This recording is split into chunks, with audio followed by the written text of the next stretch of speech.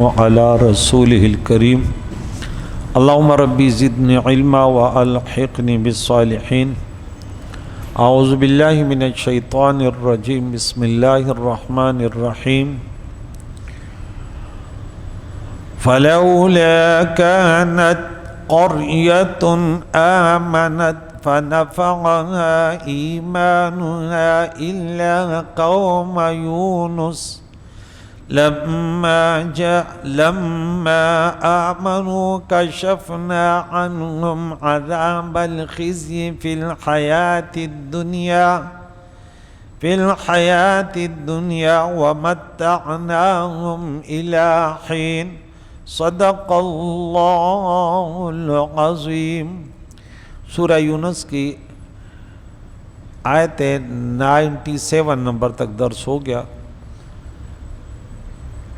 آج کے درس میں اللہ کریم نے یونس علیہ السلام کی قوم سے جو عذاب ٹالا تھا اس کا ذکر کیا کہ فلولا کانت قریۃ آمنت فنفع ایمانھا، تو کوئی بستی ایسے کیوں نہ ہوئی کہ وہ ایمان لے آتی تو اس کا ایمان اس کو نفع دیتا ہے۔ فلولا کانت قریۃ آمنت فنفع ایمانھا الا قوم یونس، سوائے یونس علیہ السلام کے قوم کے، یعنی عذاب کی نشانی دیکھ کر ایمان لے آتی اور پھر اس کو ایمان، جیسے فرعونی گرفتار ہوئے تو پھر تو کہنے لگے نا، گزشتہ درس میں وہ چلا تھا کہ فرعون نے غرق ہوتے وقت کہا آمنت انہ لا الہ الا الذی آمنت بہ بنو اسرائیل، لیکن فائدہ نہیں ہوا۔ یہاں پہ رب کریم نے فرمایا تو کوئی بستی جو ہے ایسے کیوں نہیں ہوئی کہ وہ عذاب الہی کی نشانی دیکھ کر ایمان لے آتی تو اس کو ایمان جو ہے اس کو نفع دیتا، سوائے یونس کی قوم کو۔ لما آمنوا، جب وہ ایمان لائے، کشفنا عنہم، ہم نے ہٹا دیا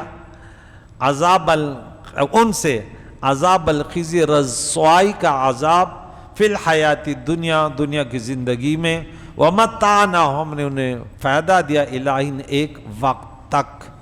تو کیا مقصد ہے اس کا کہ جو بستیاں ہلاک ہوئیں ان میں سے ان کا بھی ذکر ہوا، لیکن یہ بچ گئے تھے۔ عراق کے علاقے میں یہ بستی ہے، یونس علیہ السلام، ان کا نام ہے یونس بن متا ہے۔ متا آپ کی والدہ کا نام ہے۔ آپ کی قوم مقام نینو میں دجلہ کے کنارے موصل کے قریب آباد تھی۔ آپ نے بہت عرصہ پہلے انہیں تبلیغ کی، وہ ایمان نہ لائے، آپ نے ان کے لیے بددعا کی۔ حکم الہی آیا، انہیں اطلاع دے دو کہ 3 دن بعد عذاب آئے گا۔ آپ نے انہیں یہ خبر دے کر خود پہاڑوں میں جا چھپے، اور جب عذاب کی علامت سیاہ بادل نمودار ہوئے تو یہ سب لوگ آپ کے تلاش میں نکلے، لیکن یونس علیہ السلام انہیں نہ ملا۔ پھر بارگاہ الہی میں عاجزی کرنے لگے، گڑ گڑانے لگے، مرد عورتیں جنگلوں میں نکل گئے، سچی توبہ کی اور ایک دوسرے کے کھائے ہوئے مال، ایک دوسرے پر ظلم کیے ہوئے کو معاف کروایا۔ ان کی دعا قبول ہوئی اور عذاب الہی وہ ٹل گیا، اور یونس علیہ السلام کی یہ قوم عذاب الہی سے بچ گئی۔ اللہ کریم نے فرمایا کہ سوائے یونس علیہ السلام کی قوم کے کہ ان سے دنیا کے عذاب کو ہم نے ٹال دیا، جو قوموں پر عذاب آتا تھا اور وہ برباد۔ تفسیر مفسرین نے بہت کیا ہے، یہاں شارٹ کٹ ہم نے بتا دیا۔ وَلَوْ شَاءَ رَبُّكَ، اے محبوب اگر تیرا رب چاہتا تو لَآمَنَ، ایمان لاتے، مَنْ فِي الْأَرْضِ، جو زمین میں ہیں، کلہم، سب، ہاں یہ جمیعاً سب کے سب ایمان لاتے۔ یعنی آپ چاہتے ہیں کہ سب ہی ایمان لے آویں، مگر حکمت الہی کے خلاف ہے، سب کا ایمان لانا حکمت الہی کے خلاف ہے۔ کفار رب کی صفت ادلال کی مظہر ہیں کہ اللہ تعالیٰ یضل بھی کثیرا، تو اس کا مظہر کفار ہے۔ دوزخ میں جو اللہ تعالیٰ نے نافرمانوں کے لیے بنائی تو وہ ان کے لیے بھی تو کچھ افراد ہیں۔ خیال ہے کہ مشیت یعنی ارادہ اور محبت میں بڑا فرق ہے۔ مشیت، ارادہ، اذن، قدرت یہ الگ چیز ہے۔ اللہ تعالیٰ کفر جو ہے اس کا ارادہ تو رکھتا ہے، مشیت اللہ کی ہے۔ یہ نہیں کہ اللہ کو عاجز کیا ہوا اللہ انہیں روک ہی نہیں سکتا، ایسے نہیں ہے، لیکن اللہ تعالیٰ نے انہیں ڈھیل دی ہے۔ ان اللہ علی کل شیء قدیر۔ اب کوئی بولے گا نا، بعض لوگ کہتے ہیں اگر یوں ہوتا تو بھائی کیا اللہ تعالیٰ اس پر قادر نہیں ہے؟ بے وقوف لوگ اس طرح باتیں کرتے ہیں۔ اگر وہاں ایسے ہو رہا ہے تو کیا اللہ تعالیٰ ان کو نہیں روک سکتا؟ تو یہ بے وقوف والی بات ہے، سمجھ آئی؟ دنیا میں اللہ نے سمجھ دی ہے، انسان جو ہے نا تکوینی طور پر عبادت نہیں کرتا، وہ تشریعی طور پر ان کو فل اختیار ہے۔ ورنہ تو ہم ایک لمحے کے لیے بھی نافرمانی نہ کر سکتے، اللہ نہ چاہے تو نہیں، لیکن اللہ تعالیٰ کے دائر قدرت میں ہوتے ہیں، ارادہ میں ہوتے ہیں، مشیت میں ہوتے ہیں، علم میں ہوتے ہیں، اذن میں ہوتے ہیں، یہ باتیں ہیں۔ بعض لوگ اس میں فرق نہیں کرتے تو وہ بھٹک جاتے، وہ کہتے نہیں ہر گناہ اللہ کے حکم سے ہوتے۔ بھائی حکم نہیں ہے، بھائی کیسی بات کر رہے ہو؟ اللہ کا امر تھوڑی ہے کہ تو گناہ کر، لیکن اللہ کی مشیت ہے، اللہ کا ارادہ ہے، اللہ کی قدرت ہے، اللہ کا علم ہے، وہ روک سکتا ہے لیکن ڈھیل دی ہوئی۔ تو اللہ اگر چاہے تو انہیں روک بھی لے، لیکن پھر تو مجبور ہو جائیں گے، اور اللہ تعالیٰ کسی کو مجبور نہیں کہتا۔ وہ اپنے اختیار سے گناہ کرتے ہیں، اللہ ان کے کفر سے راضی نہیں ہے، ٹھیک ہے نا؟ مگر اللہ تعالیٰ کی اس میں حکمت ہے کہ حکمت کیا ہے؟ کافر اور کفر صدہا عبادات کا ذریعہ ہے۔ اگر کفر نہ ہو تو جہاد، شہادت، غنیمت، تبلیغ سب کچھ نہ ہو جاتا۔ اس میں بھی اللہ کی حکمتیں ہیں۔ تو اللہ تعالیٰ نے تسلی دی کہ آپ تبلیغ کریں، باقی اللہ کی مشیت پہ چھوڑیں، کہ اللہ تعالیٰ جس کو چاہے ہدایت دے گا، توفیق دے گا، جس کو چاہے چھوڑ دے۔ آفانتا تکرہ الناسا، تو کیا تم لوگوں کو زبردستی کرو گے حتی یکون مومن، یہاں تک کہ وہ مسلمان ہو جائے زبردستی؟ معلوم ہے کہ کسی کو جبران مسلمان بنانا درست نہیں۔ رب فرماتا ہے لا اکراہ فی الدین۔ آج ہم نے پڑھا سورہ نمبر 2 پارہ نمبر 3 آیت نمبر 256 نمبر آیت میں ہم نے پڑھا کہ کوئی زبردستی نہیں ہے، لیکن اس کا یہ بھی معنی نہیں ہے، اس کا معنی کچھ لوگ غلط لیتے ہیں کہ جہاد ہی نہیں ہے، یا بچوں اور گھر والوں کی تربیت پر کوئی سختی بھی نہیں ہے۔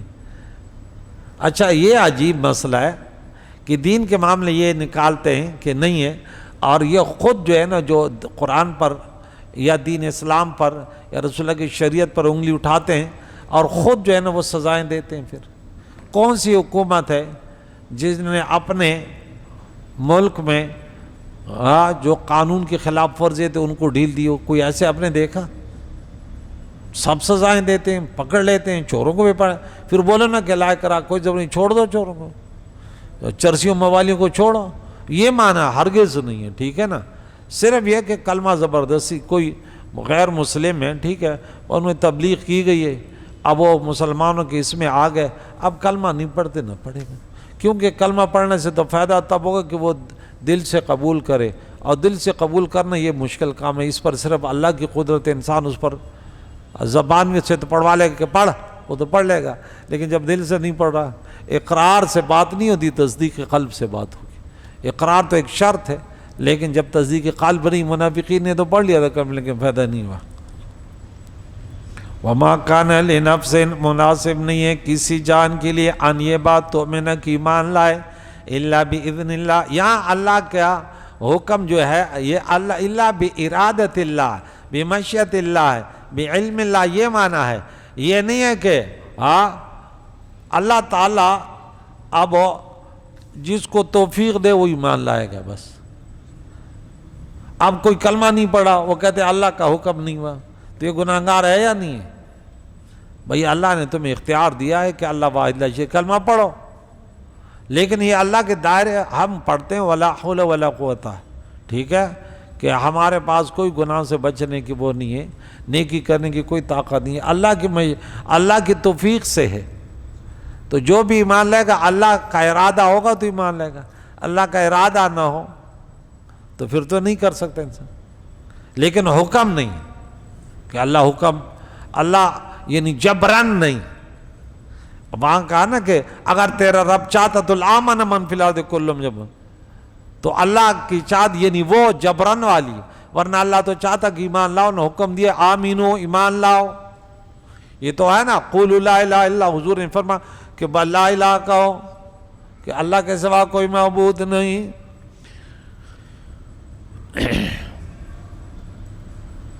تو جب اللہ چاہتا ہے تو بندہ اپنے اختیار سے ایمان قبول کر رہا ہے، تو اللہ تعالیٰ کی مشیت ارادے میں ہوتا ہے۔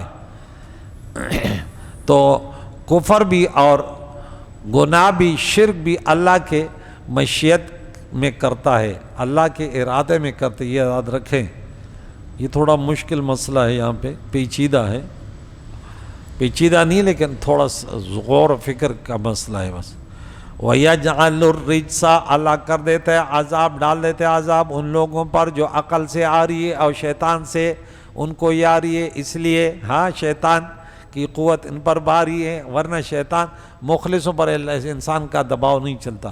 جو دین سے ہٹ جاتے ہیں، اللہ تعالیٰ کی بندگی سے نکل جاتے ہیں، جیسے بکری ریوڑ سے نکلتی ہے تو شیر اور بھیڑیا اس کو شکار کر لیتا ہے۔ جب اللہ کے نیک بندوں کے تعلیمات سے کوئی نکل جاتا ہے اور کہتا ہے کہ بس میں تو خود بڑا عقل کل ہوں، تو پھر شیطان کا شکار ہو جاتا ہے۔ قل آپ فرما دیجئے انظر دیکھو ماذا فی السماوات والارض، کہ آسمانوں اور زمینوں میں کیا کچھ ہے، سے معلوم ہے کہ علم ریاضی وغیرہ سائنسی ایجادات تحقیقات یہ بھی اللہ تعالیٰ کی قدرت کی طرف لے جاتا ہے کہ دیکھو انسان دیکھتا ہے ان چیزوں پر، ربنا ما خلقت ھذا باطلا، پھر کہہ دیتا ہے جب دیکھتا ہے سیار و آسمان کی، اللہ تو نے یہ بیکار نہیں پیدا کی، اس میں بھی بڑی حکمتیں ہیں۔ وما تغنی الآیات، اور فائدہ نہیں دیتی نشانیاں یا معجزات، والنذر، اور ڈرانا، عن قوم لا یؤمنون، اس قوم کو جو ایمان نہیں لاتی۔ وہ قوم جو بد نصیب ہے، ایمان سے دور ہے، وہ ان چیزوں سے فائدہ نہیں حاصل کرتی۔ فَهَلْ يَنْتَظِرُونَ إِلَّا مِثْلَ أَيَّامِ الَّذِينَ خَلَوْا مِنْ قَبْلِهِمْ، تو یہ حل استفہام انکاری ہے، یہ انتظار نہیں کرتے مگر ان لوگوں کے ایام واقعات کی طرح۔ ایام سے مراد واقعات ہے، جو واقعات گزریں قوم نوح، قوم ہود، قوم صالح علیہم السلام، ان انبیاء علیہم السلام کی قوموں کی طرح کہ ان کے اوپر عذاب آ جائے، اس چیز کا انتظار کرتے ہیں، پھر تو فائدہ نہیں ہوگا۔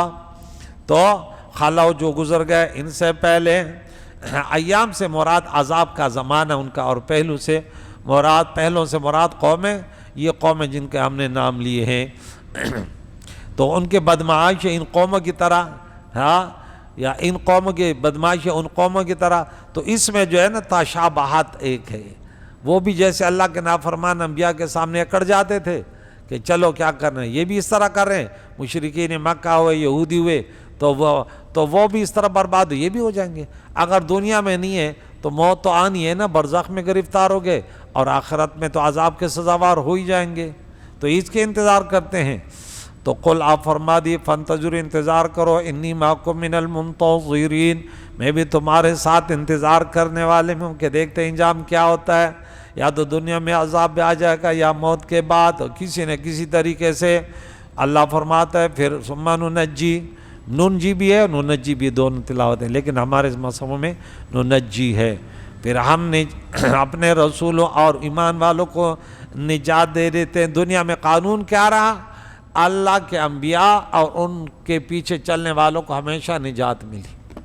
دنیاوی عذاب سے بھی اگر نوح علیہ السلام کے ماننے والے بچ گئے، اسی طرح لوط علیہ السلام کی رات کو لے گیا تھا، اسی طرح وہ جو ان کے ساتھ وہ ہٹ جاتے تھے، اور باقی جو ہے نا اس پہ عذاب آ جاتا تھا۔ والذین آمنوا کذا، اچھا، اور وہ لوگ جو ایمان لائے اسی طرح حقاً علینا، ہم پر لازم ہے، ننجی المؤمنین، مسلمانوں کو نجات دینا، مسلمانوں کو۔ اب دیکھیں اللہ کریم کا وعدہ سچا ہے، تو اللہ جب فرماتا ہے نا کہ یہ میں کروں گا، تو اب کوئی اسی راستے پر چلے گا تو یہی ہوگا۔ اب بعض لوگ کہتے ہیں کہ یہ کلمہ کہ بحق شاہ جلن، وہ کہتے ہیں یہ شرک ہے، بھئی اللہ پر کس کا حق ہے؟